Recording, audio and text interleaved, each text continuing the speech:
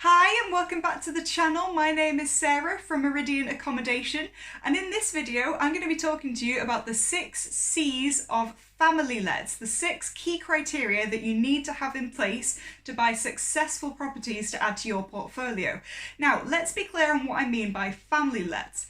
Family lets are like a typical buy-to-let property, except that the tenants that you're trying to attract to live and make a home out of your property are families rather than individuals or couples. Now, the reason for this will become clear as we go through the 6 key criteria, but before that, remember to like, share and comment if you find this information helpful. And as always, remember to click the subscribe button below if you haven't already to be notified when I post another video. So let's get into it. So the first C we're going to talk about is C for capacity. We want to ensure that our properties are the right size for our target tenants. So for families, we're going to be looking at a 3 to 4 bedroom house, not a flat or an apartment and not 1 or 2 bedrooms. It needs to be a 3 or 4 bedroom house. The reason for this is we want to avoid transiency.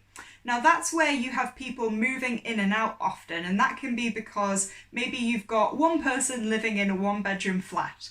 Well, they'll meet someone else that's also living in a 1-bedroom flat and they'll move in together, maybe a 2-bedroom house. And then they'll want to have kids, so they'll move into a 3 or 4 bedroom house because they need more space.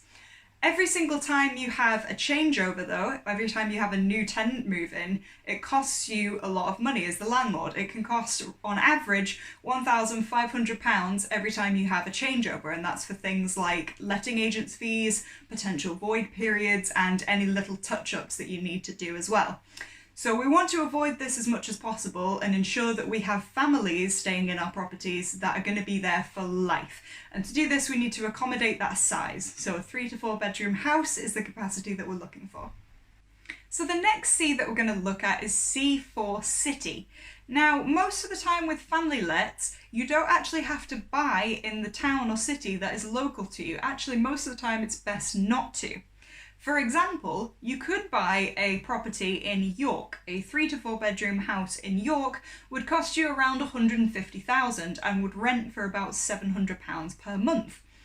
If you go 5 miles down the road though, you'd find Scarborough, and in Scarborough you can buy 2 properties for the same amount of investment that would each rent for £560 a month. So for the same investment, you're getting a much higher return by going for Scarborough instead of York. Now, to make this work, you need to make sure that you have an expert team in place in the area that you're looking at so that you don't have to be local and do all the work yourself. Another thing to consider is capital growth. Now, over time, house prices in the UK go up by the same rate. So for example, in York and Scarborough, if York goes up 3%, Scarborough is about a year behind. So a year later, Scarborough will go up 3% as well. Same if York goes down, Scarborough will also go down roughly a year later. So you don't have to worry too much that capital growth is going to be less if it's in a town rather than a city. More on that later. But the best thing to consider is getting the right town or city rather than getting one that's local to you. So the next C that we're going to look at is capital growth. Now, I touched on this a little bit in the last section, but I'm going to go through it in a little bit more detail here. So the national growth of the UK housing market over the last 90 years has been, on average, 7.9%.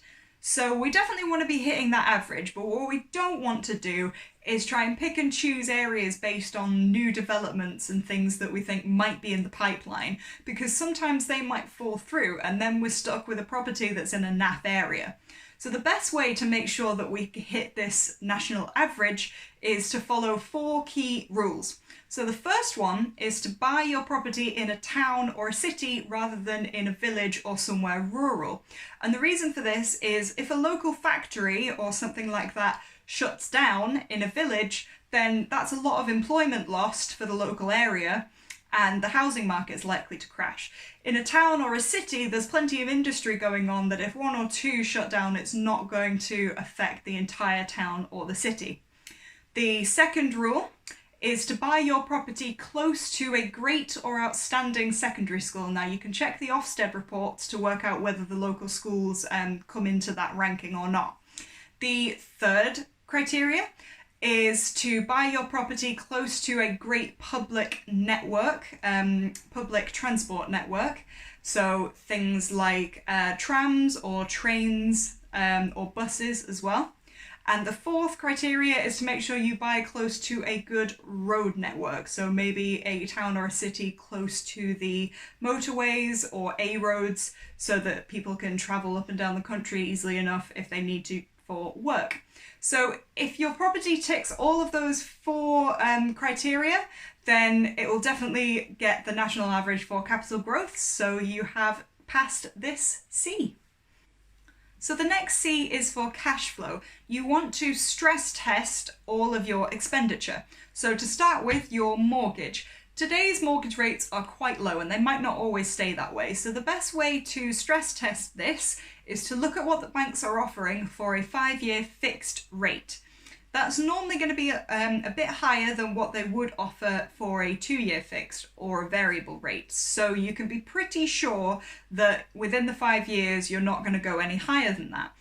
What you should then do is add 0.5%. So for example, if the banks are offering 4% for a 5-year fixed rate, then you should stress test at 4.5%.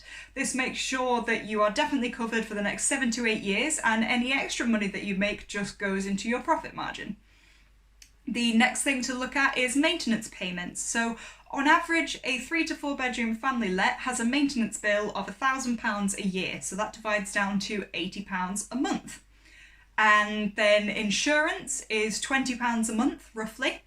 And letting agents' fees are usually about £80 a month. Now you should always use a letting agent. They make your life so much easier by finding the tenants and things like that so that you don't have to.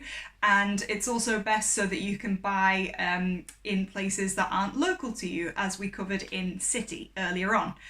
The next thing that you need to do is assume that your property is going to be empty for 1 month of the year and make sure that you've got enough profit in your property to cover all of the expenses above and the being empty for 1 month of the year as well.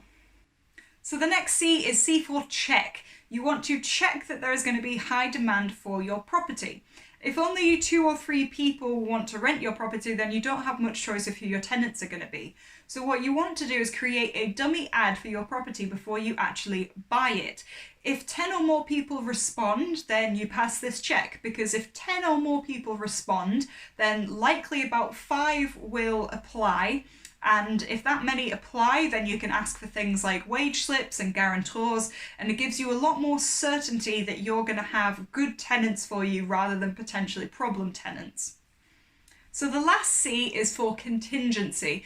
Don't put all of the money that you get for a project into the actual deal. You should hold back about 4.5% in a rainy day bank account just in case there's any issues like extra void periods that you didn't expect, or problem tenants and you need to fix some damage, something unexpected.